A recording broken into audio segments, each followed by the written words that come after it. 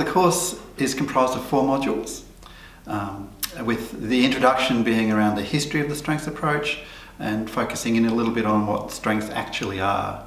So the history would take us back to the development of person-centred approaches, probably focusing more on the latter part of the 20th century rather than going into the history further back.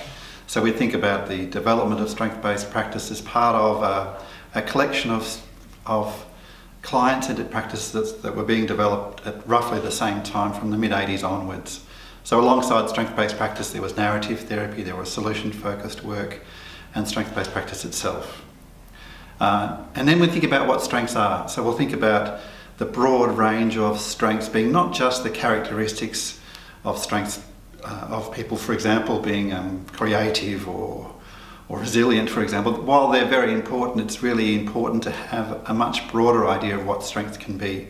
So that might include thinking about strengths as cultures, strengths as communities, strengths as resources, tangible strengths or intangible strengths, or internal strengths or external strengths. So a strength could be what you believe in about yourself or about others, but it could also be external strengths, like strengths that might sit outside of ourselves, perhaps in the community.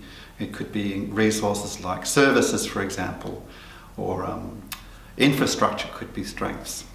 The second module focuses in on power over and power with. It's very important concepts.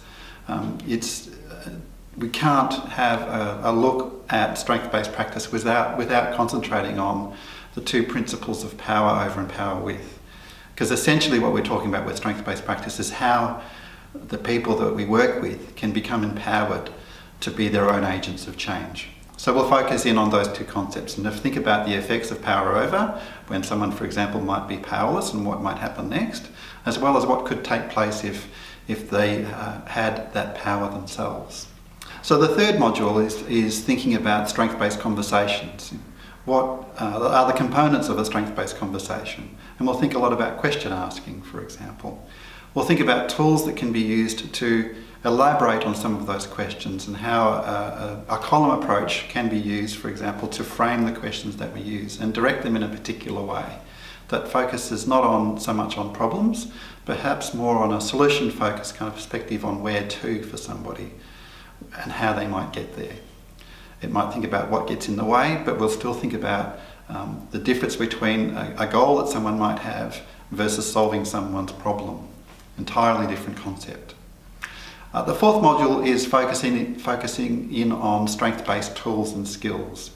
So some of the skills that we commonly associate with strength-based practice that aren't necessarily the province of strength-based practice alone, because they're out there and everybody uses them, are things like reframing, which is looking at